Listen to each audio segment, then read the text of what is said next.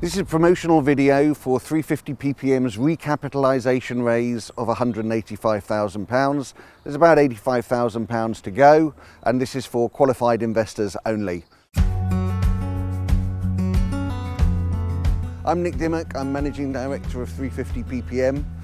My background is that I started off as an emission broker for Tullett Prebon. Tullett Prebon then was the largest interdealer broker in the world. Split off from there, started Carbon 350 in 2008.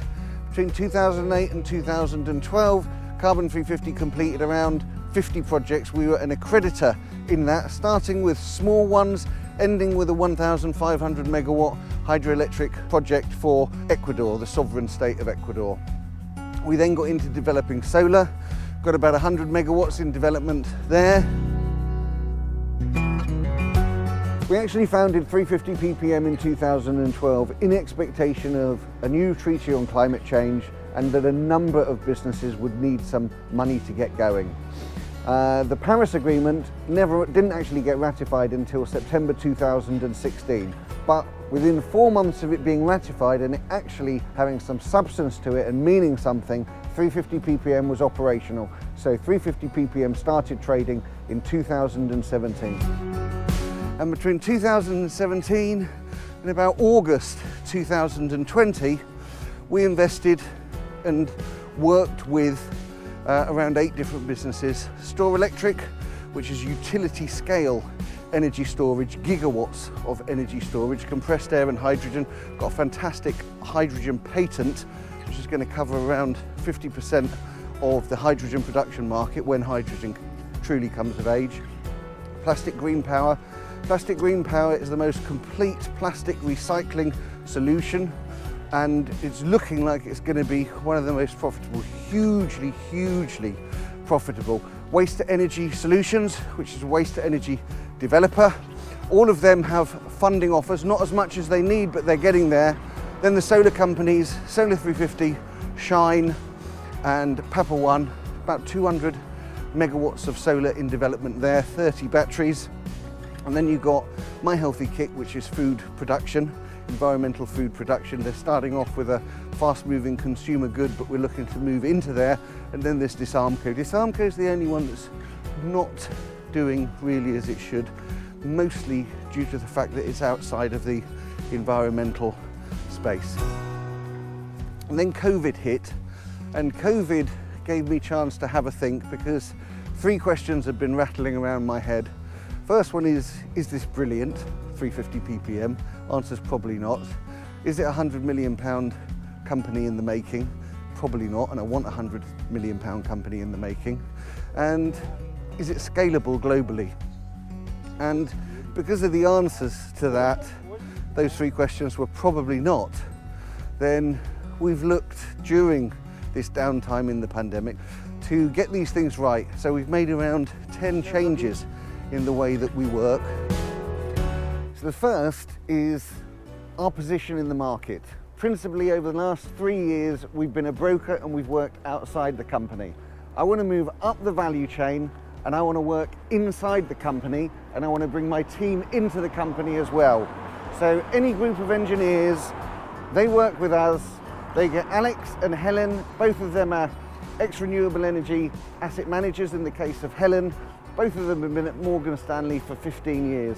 They can provide PA services, PR, payroll, settlement. I'll be the Director of Investor Relations, and Aline can provide all of the technology, real value adds, and we can work within the company, making it hopefully a huge success.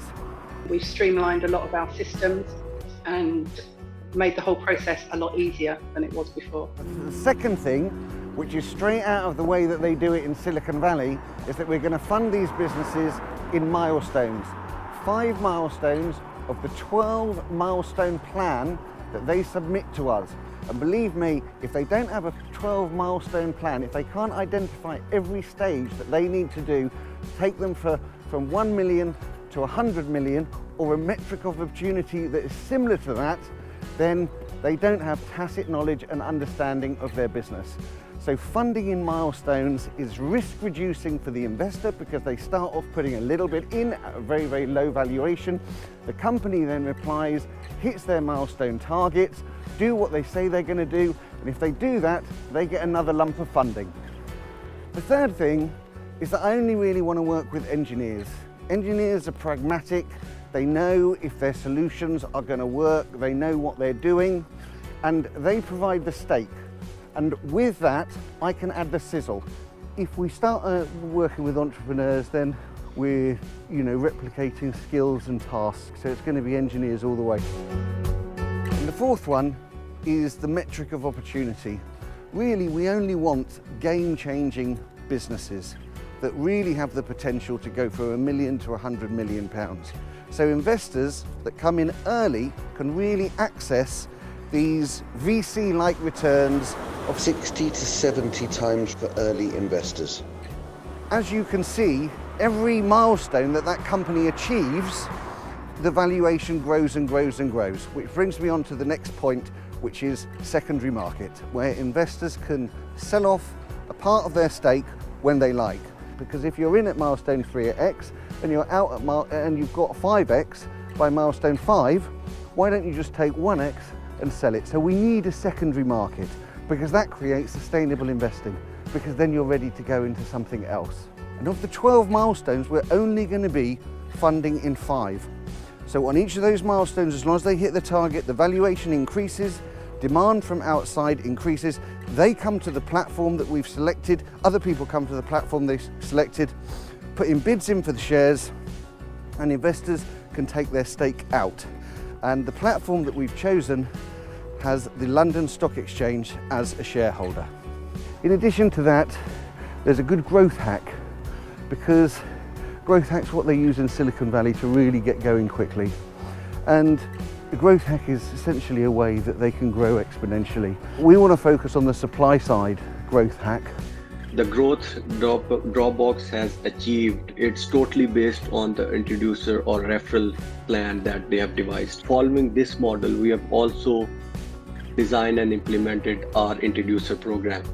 So for investors that come in and do well, we're going to offer our introducer fee to them. Introducer fee, shares in the target business, donation to charity, whatever they want, but some financial reward for putting more people in contact with the companies that we're funding. Now there are about another 3 changes in the way that we're going to work, but I will leave those for now.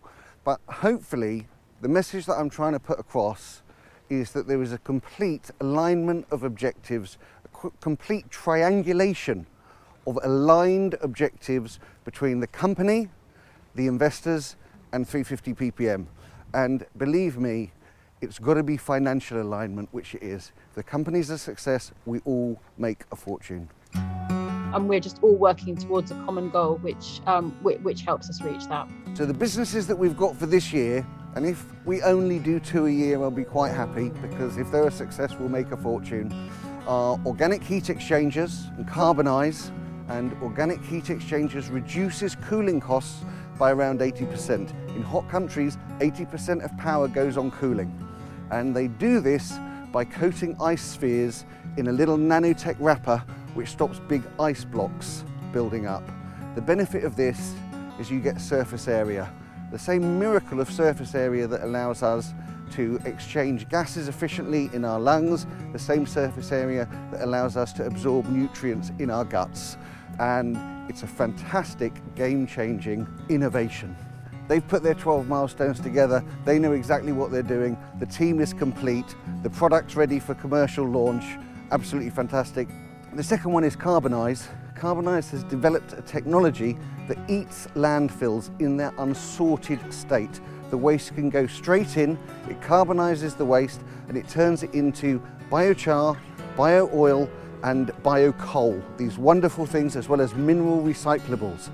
Now, this means that it can clear vast swathes of landfills, which are generally around 100 hectares, and that land can then be used for housing, as opposed to being an environmental liability and venting CO2 and CH4. What I liked about this organization was basically the leadership. and the management team. No 2 days are alike, and it's really exciting being a part of all these future projects that are going to help the world. I just think the benefits are twofold. You're doing a good job, you're making good returns for investors, but at the same time you're building a sustainable future for the world. Number of things you can do now. Obviously 350 ppm is raising the remaining 85,000 of this £185,000 raise we started in December. You can get in contact with us and book a call with me. You can email me, you can email Alex and ask for an information memorandum, or you can make a pledge. None of these businesses are going to be overfunding. It's not a good idea. So if we go out for £400,000, it's going to be £400,000 exact. We're post-COVID. The level of CO2 in the atmosphere is 417 parts per million. It should be 350. The environmental revolution is definitely going to get started soon, and by that I mean 2 to 3 trillion per year. Up all the way every year up to 2050. So I really hope to see you on the other side as a shareholder for PPM or any of the other wonderful businesses we're working with. Thank you.